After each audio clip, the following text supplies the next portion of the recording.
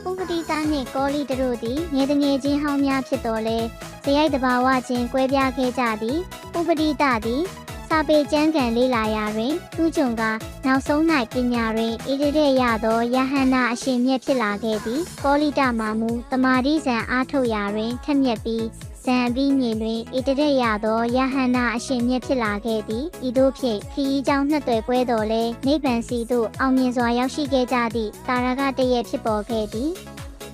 ဥပတိသားနှင့်ကောလိတတို့သည်ငယ်တငယ်ချင်းဟောင်းများဖြစ်တော်လဲဇယိုက်တဘာဝချင်းကွဲပြားခဲ့ကြသည်ဥပတိသားသည်စာပေကျမ်းဂန်လေးလာရာတွင်ထူးချွန်ကနောက်ဆုံး၌ပညာတွင်ဣတရေရသောယဟန္တာအရှင်မြတ်ဖြစ်လာခဲ့သည်ကောလိတမှာမူတမာတိဇံအားထုတ်ရာတွင်ထက်မြက်ပြီးဇံပြီးမြင်တွင်ဣတရေရသောယဟန္တာအရှင်မြတ်ဖြစ်လာခဲ့သည်ဤသို့ဖြင့်ခရီးကြောင်းနှစ်သွယ်ပွဲတော်လဲနိဗ္ဗာန်စီသို့အောင်မြင်စွာရောက်ရှိခဲ့ကြသည့်တာရက